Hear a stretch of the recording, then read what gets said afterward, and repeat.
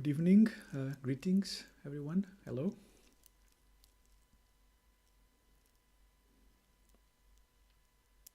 I hope everything is okay with the stream, that the sound is good. So hello, good evening, or good morning, or good afternoon. So we continue today with the text.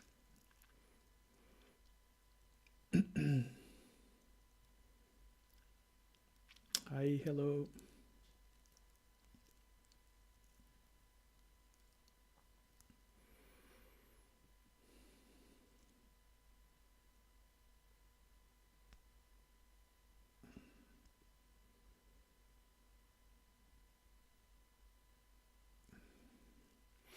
So just before we start with the text today, hi, hello, good evening. Just before we start with text today, I want to answer a question that I've received.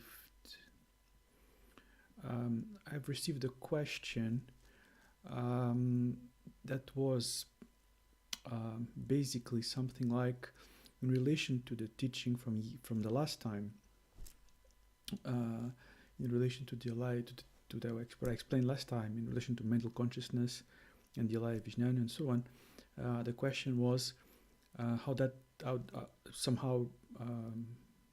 question was more or less related to how does that relate, or how can that be understood in relation to, for example, some experiences that a person can have, like in dreams, for example, like it's some kind of experience in dreams, and things like that. So it's important to understand a few things here.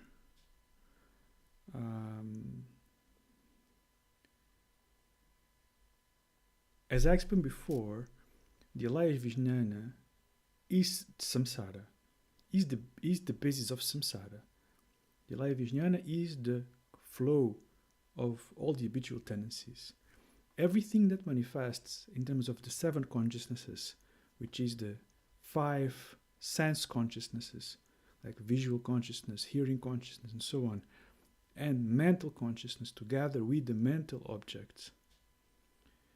All of it, is the activation, is the movement of this interdependent manifestation, interdependent arising of these tendencies, these seeds in the Alaya Vijnana that are moving and manifesting in this way, right? And I also explained last time that one of the ways that is explained what is this mental consciousness is that's not there when you're in deep sleep or fainted or unconscious or something like this, right? So when we go to sleep and we go into deep sleep, all these consciousnesses, they can dissolve back into the ground consciousness, into the Alaya Vijnana. But the first thing we need to understand that the Alaya Vijnana as such, from a samsaric perspective, the Alaya Vijnana is of the nature of ignorance. That's not really the right way to say it. On one way, we can say that the Alaya Vijnana is neutral. Is neutral because it can have both the seeds of virtue and unvirtue. So because of that, it is neutral. On the other hand, we can also say that it is ignorance because of this neutrality. So this very neutrality is sort of one of the aspects of this defiled aspect, actually, of this unawareness, is ignorance, that fails to recognize this nature of this Alaya Vijnana for what it truly is, right? So, but fundamentally, from the moment we have a samsaric experience, then we consider that Alaya Vijnana is the basis of samsara. It is based on this ignorance, on these defiled aspects. So generally speaking, we would say the Alaya Vijnana is of the nature of ignorance, or neutral, or of the nature of ignorance. And it is the root of samsara, always. And everything that manifests from it is samsara. You know, the 7 consciousnesses and so on, right? That's samsara.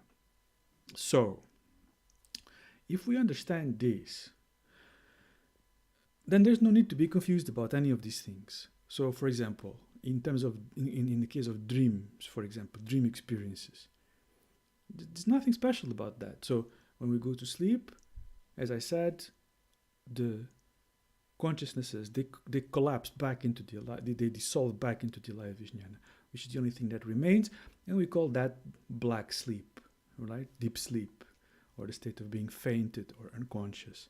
It's the same. And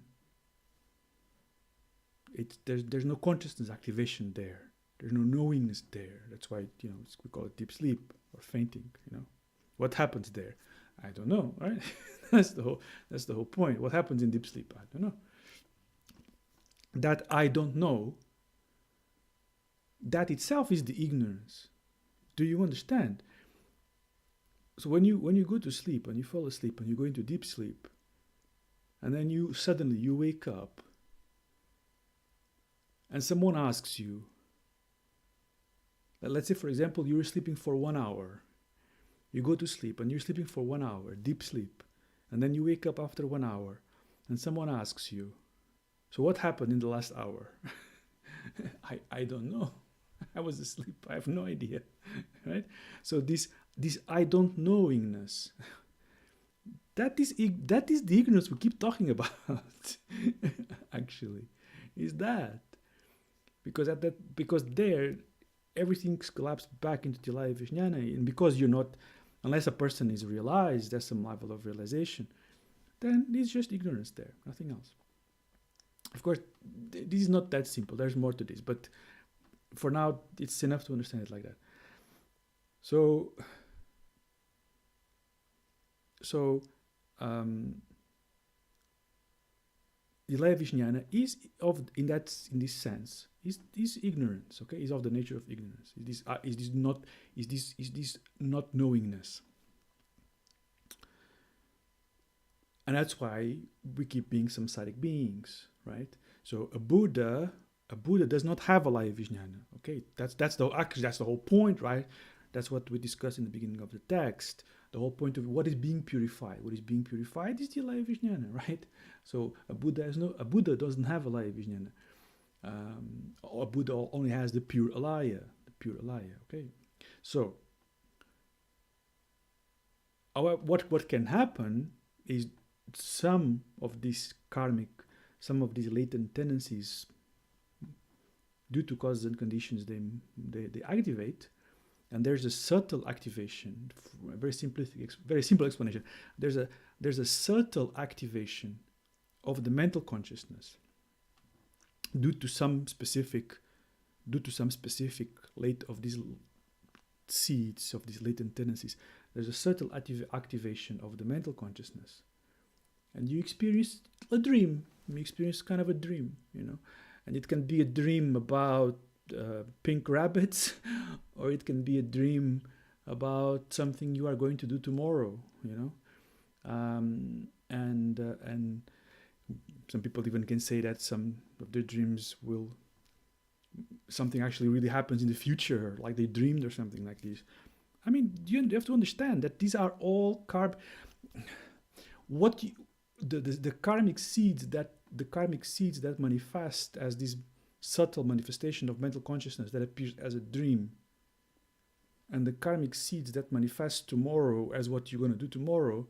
This is all part of this interdependent arising of the Alaya Vijnana. Is never anything other than that.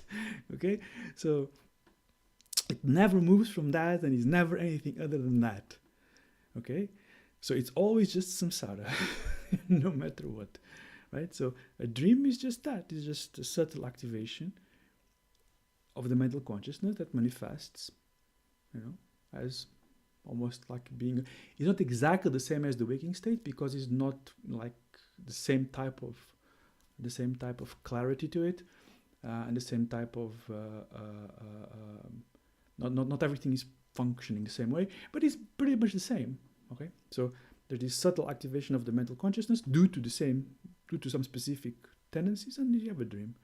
And then that dream ends, and you can go back to the Alaya Vijnana again, deep sleep, or maybe there's we go to the waking state, and then all the 7 consciousnesses become fully activated again, based on your continuum of these karmic seeds of your waking experience, for example. And all kinds of things can be produced from this, okay? All kinds of things can be produced from this, but it's never outside of samsara. It's always just samsaric experience. So there's no point, making too much of some things like this. Because the whole point of this practice, of this meditation, of everything like this, is to purify the Alaya Vijnana. That's what we speak of awakening. Awakening is awakening from the Alaya Vijnana, with all that it entails, all of that stuff. Okay, so, okay, I hope I answered more or less the question that was asked before. Okay, so now we can continue with the text. So we finished stanza 43 last time, now stanza 44. So now we start a new section. Of this practice of meditation, and it goes into so how the naked experience of the 6 consciousnesses is the union of emptiness and luminosity.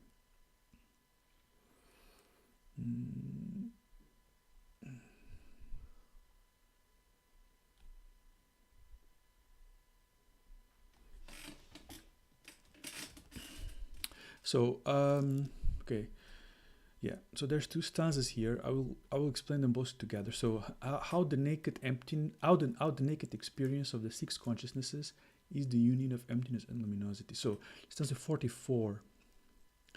And so is all that is seen or heard or smelled, tasted, touched, and imagined. When yogis understand this in this manner, all their wonderful qualities are brought to consummation. Perceptions, doors in eyes and ears and nose, in tongue and body and the mental gate, all these 6 are utterly pure. This consciousness's purity itself is suchness's defining characteristic. So, all that is seen, heard or smelled, tasted, touched, so the object of the 6 senses or imagined, when you understand these 6 in the way that is just explained before, then you'll start to bring all these qualities to maturation. So basically, what these 2 students are explaining is that the non-conceptual naked experience, the non-conceptual naked, raw, direct, fresh experience of the 6 consciousnesses is in itself the union of emptiness and luminosity. So first, by understanding that they are dependent arisings, so the appearance of the visual faculty, the visual object, visual consciousness, so these are, as I said, the dependent arising based on these latent seeds that are manifesting and so on. So all these together, coming together, produces this appearance. It's like this, right? So by understanding that they are dependent arisings, so you have to understand that when we speak of, like, for example, the visual consciousness, when we say it's dependent arising, I'm not talking just about the object. This is maybe, I think maybe, I'm not sure if this is clear. Let me clarify this. This is a very important point. When we say that visual appearances, this is dependent arisings, I'm not just talking about that the visual object that appears, let's say a car.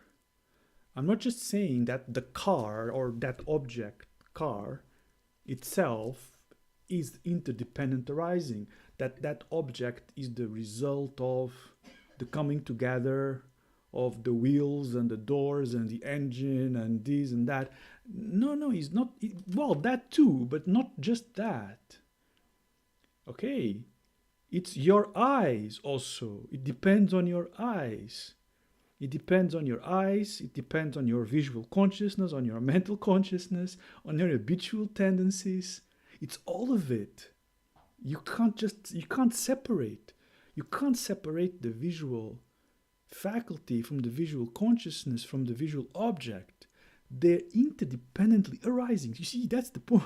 That's the point. You can't separate them. It's together.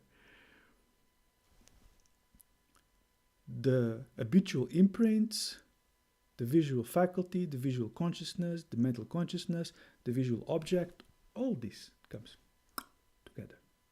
Okay? That's the meaning of it's dependently arising.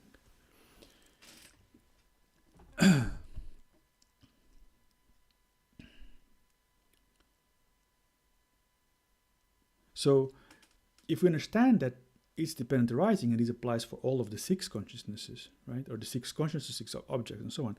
So, if we understand that it's dependent arising, then by implication, as we already understand, then they are empty of self-nature, right? They are of the nature of emptiness, free from arising, abiding, and cessation, without self-nature. So it is all the 6 consciousnesses are, and together with their objects. So all this process is of empty nature.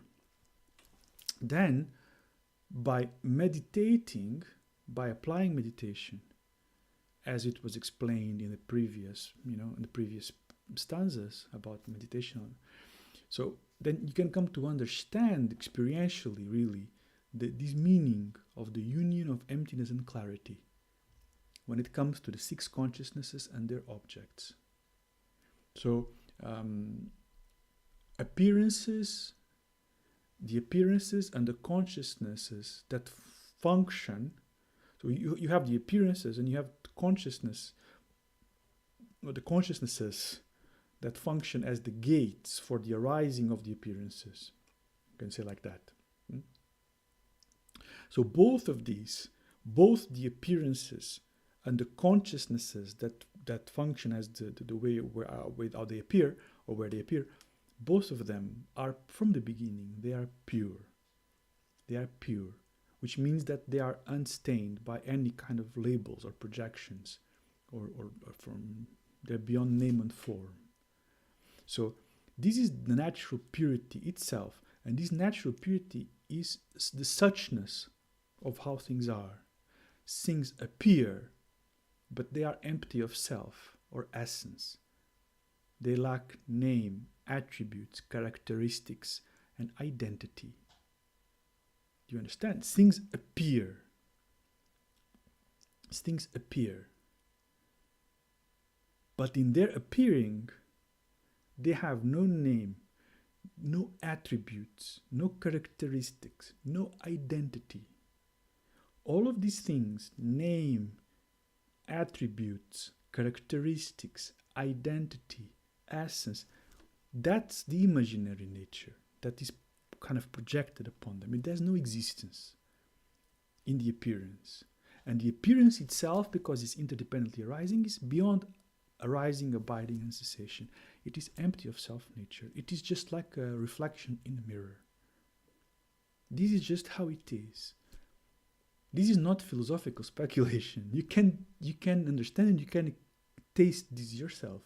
If you just apply the instruction, if you meditate, first you reflect a little bit about this, and then you can, oh yeah, it makes sense, and then you meditate, and then you can experience by yourself.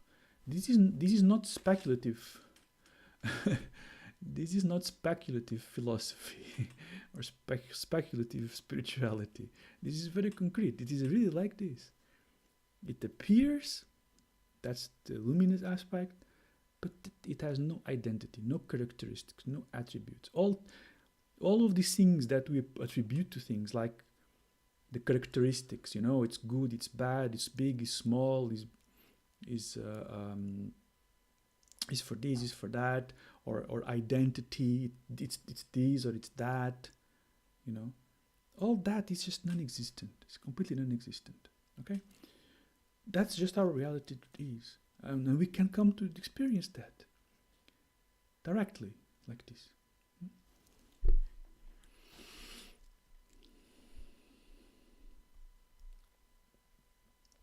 Okay, so that's 44 and 45.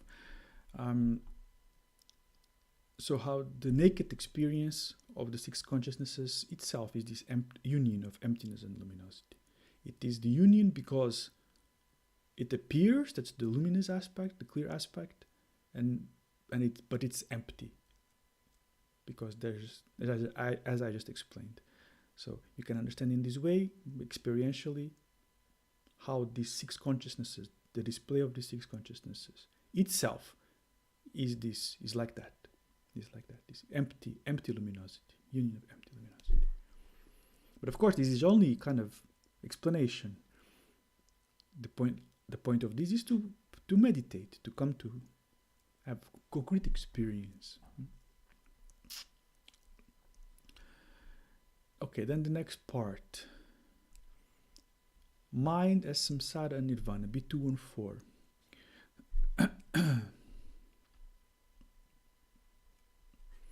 So, stanza 46. See how the mind has two aspects. It can be worldly, it can transcend the world. From clinging to a self comes samsara. When there is self-awareness, there is suchness. So, see how the mind has two aspects. It can be worldly and it can transcend the world. So, how does that happen? On one side, from clinging to a self, it's worldly, it comes samsara. But when there is self-awareness, there is suchness, it transcends the worldly. So, when we speak of mind, so he says here, see how the mind has two aspects. So when we speak of mind, of course, we need to understand that there are no two minds, okay, or even as I said that before, even about the consciousnesses, it's not like there's eight minds or something like this. So there are there's no two minds or 7 minds or 8 minds. In fact, there is not even one mind. Okay, even one mind there is not. So, but from a conventional perspective, we can speak of worldly mind, and that is the samsaric mind. Or we can speak of an awakened mind, and that is the nirvana mind, the Buddha mind, right? It doesn't mean there's two minds. That's just the way we distinguish based on something that we'll explain.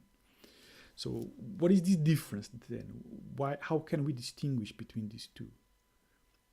Why do we make this distinction?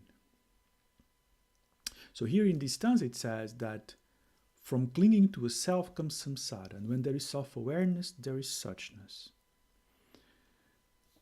So when mind is deluded, when mind is in a state of delusion, by not knowing its own nature, by not knowing its own true condition, then it incorrectly projects a self where there is none.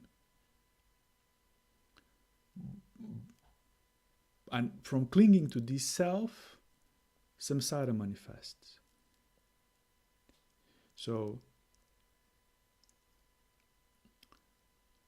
on the other hand, once these latencies, once these seeds, these karmic latencies that are flowing as the alaya vijnana, once these are purified, and the true nature of the ground, the true nature of this alaya, once that is seen, and this self-grasping disappears, that's called nirvana. It's that simple. Right? This is very important. This distinction really crucial to really understand, to really remember this.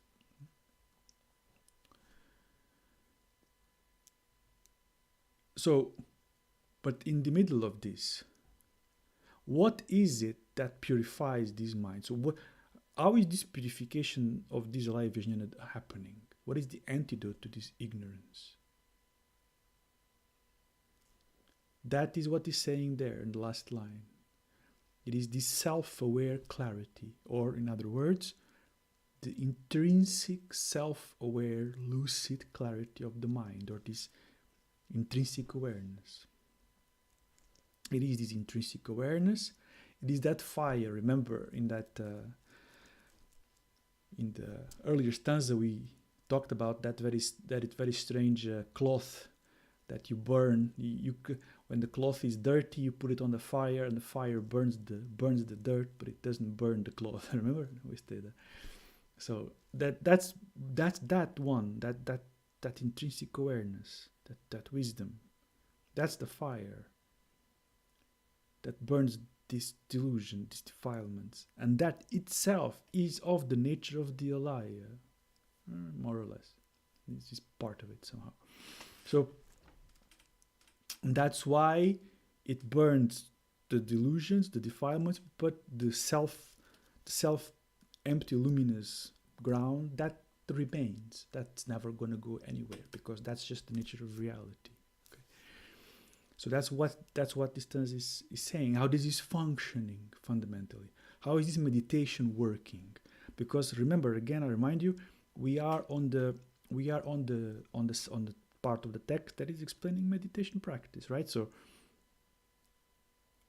meditation practice in order to purify these defilements that are obscuring the element, right? So let's position ourselves in the text, right? So in the beginning of the text, it talked a lot about the element, how the element is present, but it's obscured by these illusory temporary defilements. It explained what are these defilements. It gave all these examples, like the butter in the milk, and like the vase and the lamp, and so on, right? And now it is in this part of the meditation is, okay, so how can we practice to purify these alaya vijnana, to purify these defilements that obscure the element? And that's what this explanation of meditation is for, is how to break the pot, right? How to break the vase, how to make holes in the vase, And that's how you make holes in the vase. That's how you break the vase, is with these instructions like this. So,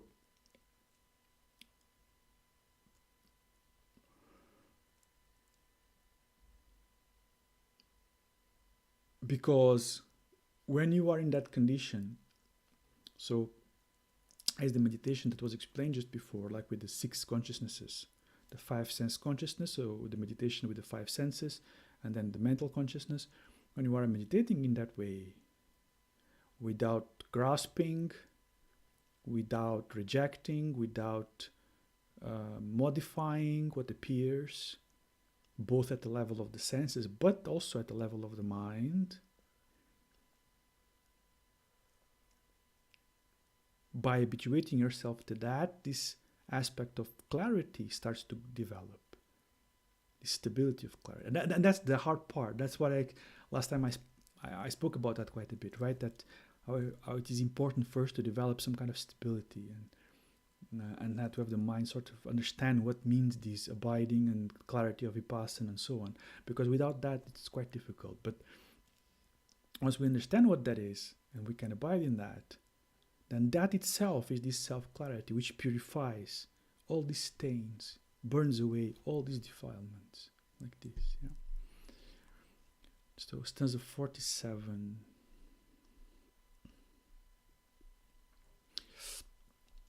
The ceasing of desire is nirvana, as is stupidity and anger's end. For this to cease is Buddhahood itself, the refuge of ennobled beings. So here he's saying that what we call nirvana is the cessation of these 3 aspects, right? The cessation of desire, ignorance. Like here is used the word stupidity, but stupidity and ignorance is the same thing. The word stupidity is actually quite good. I don't use it very much, always in this context, but it's a very good word, stupidity, if we consider it at the root of the word. Because the word ignorance is also good. But the word ignorance can be misconstrued in the sense that we can think of ignorance as as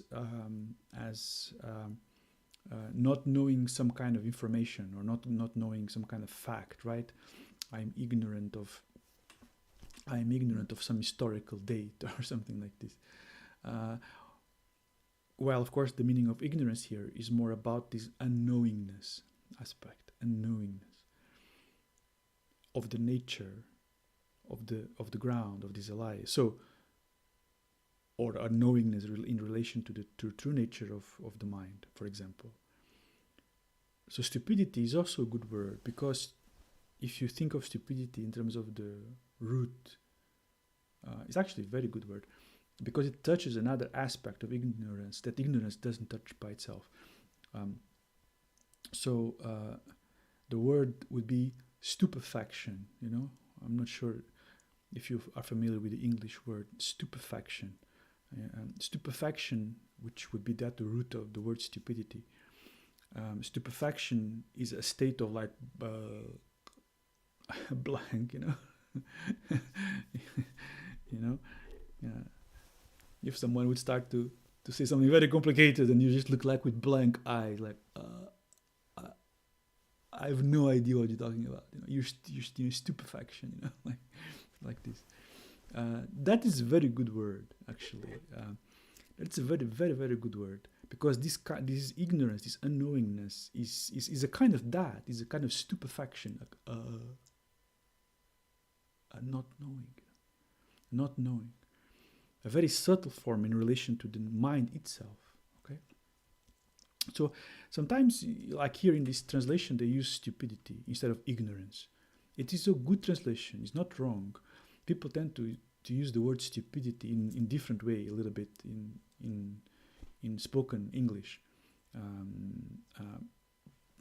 But when you see the word stupidity in Buddhist texts, remember what I just explained now.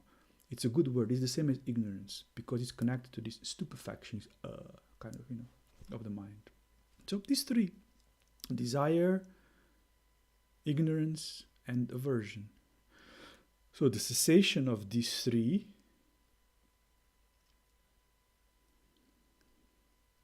and let me just go back one, and that's another good reason to understand these words, stupefaction, is to avoid a mistake in meditation. Many times people that don't really have instruction, when people don't properly have guidance and proper training, many people don't have a teacher, they don't have nobody to properly explain things to them. They try to just go into to meditate something, they just sit there, they just sit there for a long time, and they think that they have to calm their mind to kind of stop thinking or something like this. And many people, what they call meditation is actually stupefaction.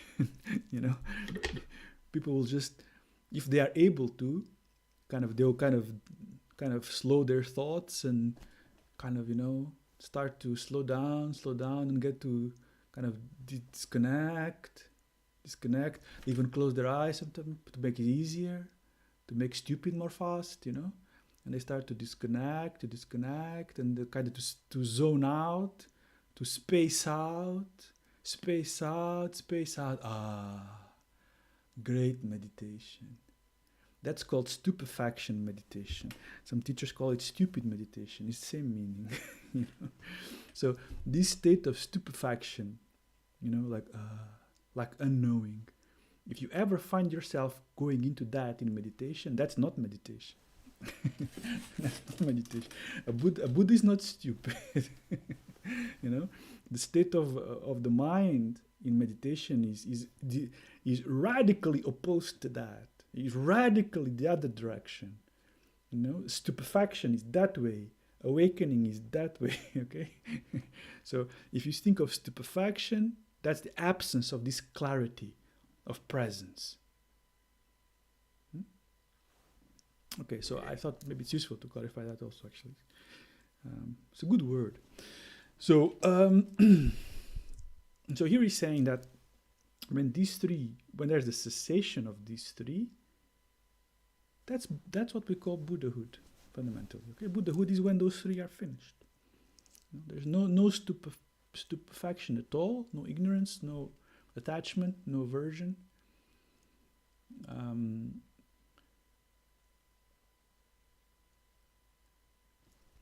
So another way to say it would be, because of this clinging to a self, which is this ignorance, because of this clinging to a self, the objects of the six consciousnesses, it manifests as others. And from that comes this grasping, aversion, ignorance, right?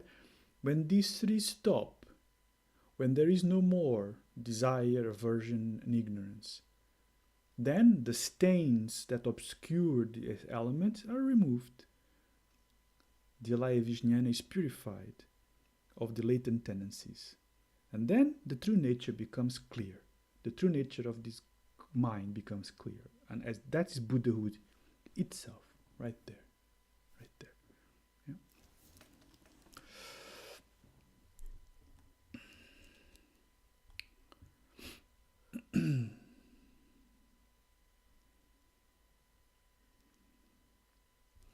Then, fifth point, B215. The resultant form bodies, or the Rupakaya. Stanza 48 says, one either proceeds with knowledge or proceeds without knowledge. Right? Samsara and Nirvana both have their source in the body. Either you are bound by your own thinking, or if you know the true nature, you are free. So usually we consider this human body to be impure, the result of karmic tendencies. So right, that's the usual way we would present and talk about this human body, right? As being impure. Is the result, this human body is the result of past karmic tendencies that results in this body, right? That's the 12 links of interdependent arising, right? And from a samsaric perspective, from an ordinary samsara perspective, that's correct. That's how it happens, right? And on the other hand, we say that the Buddha's forms are pure, as the Sambhogakaya and Nirmanakaya.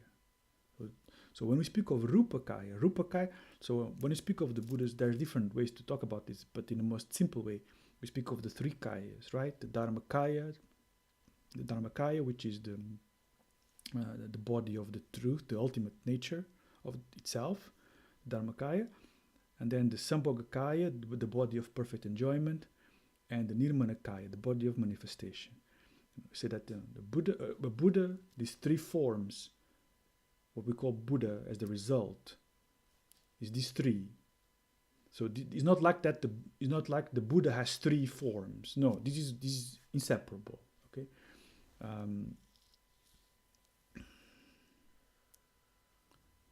I think the example that I used once, that I think is a good example, the example that I used one time was,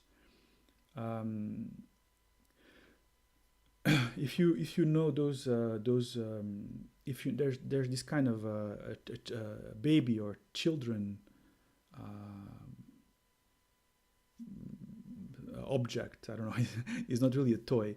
Is this, you see it sometimes in the movies or something like this, it's like a lamp that you put in on top of the baby's cradle or bed, and it's like a lamp.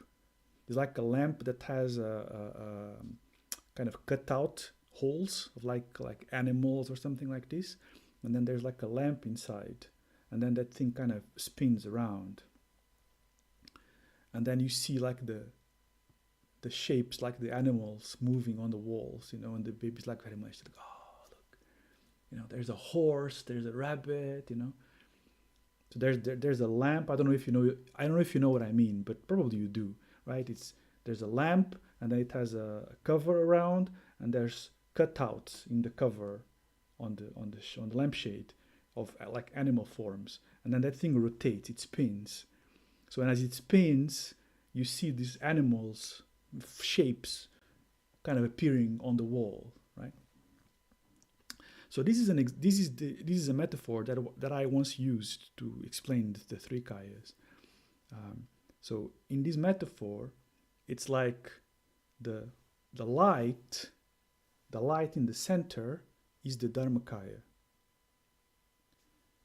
The light rays, so to speak, the luminous glow. I don't want to use light rays here. So the light in the center is like the Dharmakaya. The luminous emanation, the luminous glow of the light of the lamp in the middle, that luminous glow is like the Sambhogakaya. And the animals that appear on the wall is like the Nirmanakaya. Okay? You get the example. So these are not three different things. You know, the animals that appear on the wall is not really different from the lamp, from the light in the middle. Is, you know, they're not different. And the glow is not different than it's not something other than the light at the center, and yet it's not exactly the same either, right? So there's this inseparability, but these three aspects of manifestation, like this. So from the perspective of the Buddha, there's no separation. It's just the light. That's why we say from the perspective of the Buddha, there's no other thing. The Buddha is just the Dharmakaya. From the perspective of the Buddha, is just the light. But from the perspective of other beings, then they can see the animals on the wall, you know, like that. Let's sing the Nirmanakaya. So when you see Buddha Shakya, when somebody saw Buddha Shakyamuni walking around, you know, it was like just, it's like that appearance. But from the perspective of the Buddha, it's always the Dharmakaya. So that's a very brief explanation, metaphor for how we can understand the aspect between these three kayas. So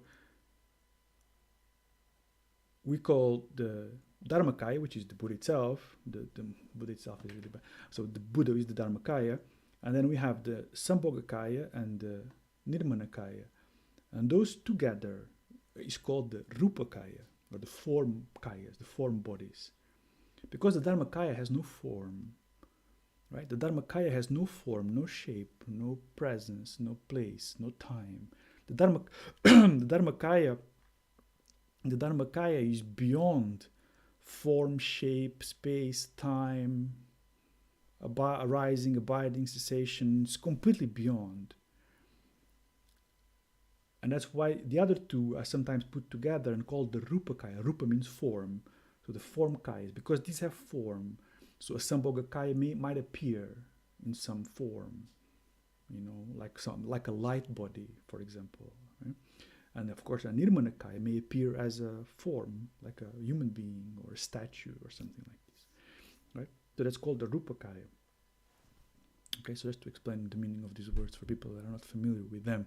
So the resultant form bodies, or Rupakaya. So the stanza 48 is about, or this part 215 is about the Rupakaya, the form bodies. So usually, as I said, we think of the human body as just the result of karmic seeds that produces the form, right? And from a samsaric point of view, that's correct. And on the other hand, we say that the Buddha's Rupakaya, the Sambhogakaya, and the Nirmanakaya are pure. We say that the Buddha's Nirmanakaya is pure form. It's not like a normal way, or the Sambhogakaya is pure. However, the point here is, where are we going to find this Rupakaya outside of these forms themselves that are manifesting right now? Okay, so if there is no knowledge, or if there is no realization, so a normal samsaric condition where there's no realization, then we are limited by these projections and by dualism. And then this body is impure, is the result of karma. But if there's realization of our true nature, if there's realization of true nature, and there's a purification of all these defilements, then this aggregate form, which before we said was impure, it becomes the pure form, the Rupakaya, together with all its qualities. When the aggregate of form changes state, then it's the manifestation of what we call the marks of a Buddha, the 32 major marks of a Buddha. So you can see a link here. This is not really a topic for now, but if we go into this topic much deeper, you will start to see the links on how sutra teachings start to become a bridge to Vajrayāna. When we speak about that the real nature of the aggregates is the 5 Buddhas and so on. Once you study this topic in the sutra more deeply, you can see how they then start to connect. Out from the sutra you go to the tantric system. Actually, the root is actually here. You can already understand it here. So, if there's no realization, this is the impure body of karma. If there's realization, this form itself is where else can we find the Rupakaya of the Buddha? Where else would it be? Other than in the aggregates themselves, right? So that's what this stanza fundamentally is saying here. It continues to explain a bit further, saying in stanza 49, enlightenment is neither near nor far. It does not go away nor come to you. Right there, within the cage of your afflictions. Either you will see it or you will not. This stanza is very nice. Enlightenment is neither near nor far. It does not go away nor come to you. Right there, within the cage of your afflictions. Right there it is. Either you will see it or you don't see it, but it's right there. So, this enlightenment, this Buddhahood, what he's saying here is that this Buddhahood that we're seeking for, all this is to find Buddha, to find freedom. Where is it? How far do you have to travel? So Nagarjuna here is reminding us that it's neither near nor far. Both the samsara and the defilements and nirvana, also nirvana, all of that, samsara, the defilements, nirvana, all that are just designations, only designations. And within the realm of dependent arising, they are empty of self-nature. So where are you going to find these things? Samsara, defilements, nirvana, all these are just empty designations. Where are you searching for all of these things? They don't exist anywhere. So realizing the true nature of these defilements, realizing the true nature of this mind, the nature of this self, I, to realize that I, what is this I, what is this self, what is this desire, what is this anger, what is this unknowingness that arises from this self? Right there, the realization is right there. It is nothing new and is nothing far away. It is nothing near and is nothing far. That itself is the purification of the defilements. Fundamentally, that's what it's saying here. We go all of this way to just understand, because the mind is complicated, because the mind is so entangled. The mind is so entangled in so much confusion. The mind is so entangled in so many stories, so many opinions, so many fixations and projections and emotional disturbances, so entangled that we need to go through kind of a process of sort of laying things down, okay, let's lay the map, let's lay the map, let's step back, let's calm down, let's look at things, So a lot of the teachings are for that purpose, to sort of lay things clearly in front of us, to start to disentangle ourselves from all of this confusion. Otherwise, a stanza like this makes no sense, If you go with a stanza like this to someone that doesn't go through a process of study, reflection, understanding, and it makes no sense at all. But if you get to a point of you start to understand a little bit, of all this mind and all this confusion, then there's real meaning here. There's really profound, direct teaching here, right? And you can sense that, even if you can't see it directly, you can sense that, right? So the purification that all we're trying to speak about here is nothing other than this recognition, right? So he says, not far nor near. So how far are you from yourself right now? How far are you from yourself right now?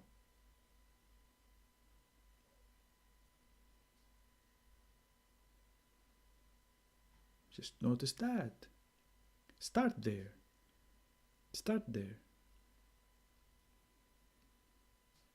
By discovering what that is. That's the process of purification of the alaya vijnana, of these defilements. So the text says here that right within the cage of the afflictions is the pure mind. Either you see it or you don't. That's it. All of this process that we call purification, path, it is kind of artificial. It's not really like that. There's no path. There's nowhere to go. Where are you going? There's nowhere to go. Enlightenment is not over there, But of course, we talked about that in the beginning of the text, right? That even though it appears to be the result of a path, it's not really true. So a lot of these things, you have to go back to the beginning of the text and sort of study this text and reflect upon it, because it sort of clicks all together. That's the intention anyway. Because we spoke about that before, if you remember. So here we come to a more direct kind of instruction, Even though there's this kind of process of meditation and purification, it's really nothing happening. Where are you going to go? It's right there. Either you see it or you don't.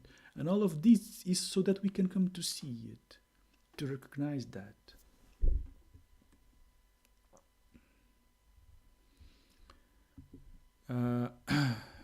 B216, stanza 50.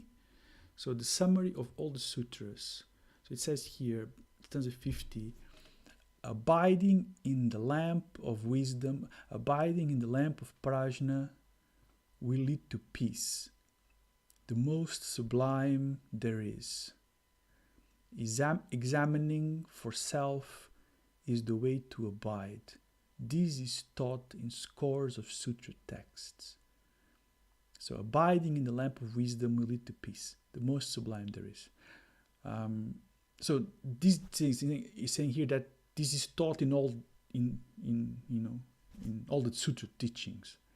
So this meaning is basically saying that this meaning is the summary. If you want to summarize the main point, if you want to summarize the main point of all the sutras, is this one. That by examining and discovering the real nature of this self and abiding as such, that is what it calls here the lamp of sublime wisdom. So it says this, abiding in the lamp of wisdom, abiding in the lamp of prajna will lead to peace. And then it says, examining for self is the way to abide. So, by examining what is the nature of this self, like this, right? That itself is the lamp of the sublime wisdom that will lead to peace, the end of suffering, and to the manifestation of all the enlightened qualities.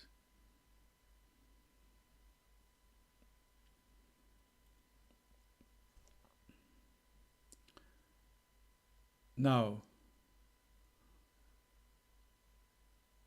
you'll have to go back. You'll have to go back to the section on meditation and kind of get all these points we spoke about, and put all and put all this together. Okay, put all this together like this. But if you put all this together,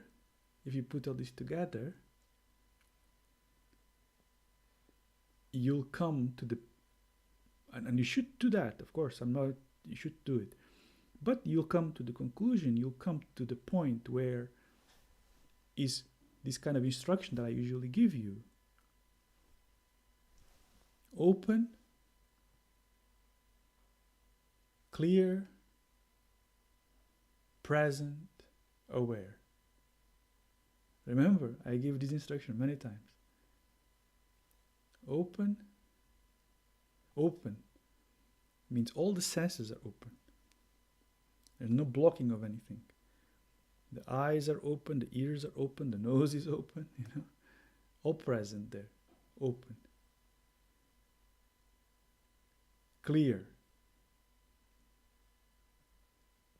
present, not distracted, not engaging, not grasping. Present, aware. So if you want to digest all of this, is this. Okay? This is the kind of pith instruction. Okay? But you should study the text properly. But then you'll come to the conclusion that exactly is all sort of is the practical pith instruction on how to do it is this instruction that I give all the time, like that.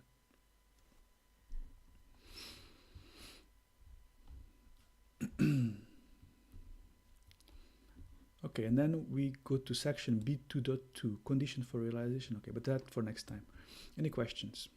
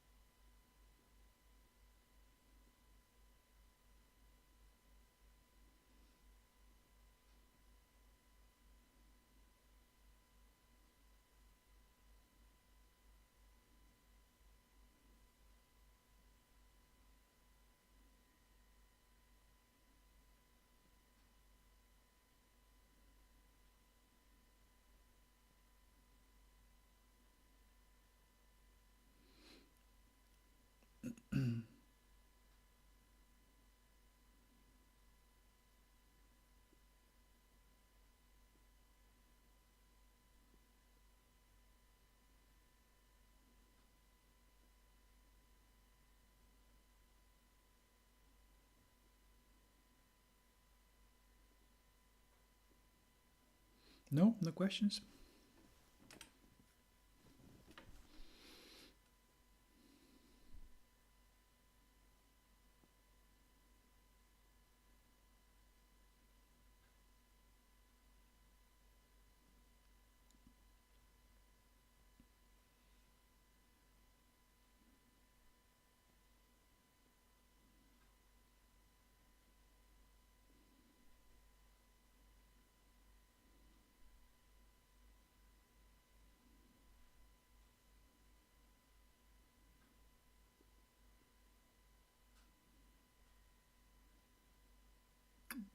Okay, so if there are no questions, we finish for today.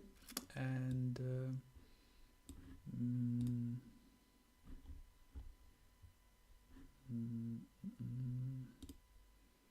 yeah, this Sunday there's nothing, right? No. Okay. So yeah. So in that case, we'll continue on next Tuesday again. And if there's a Sunday, I don't know. You have to tell me. I don't know. It's up to you.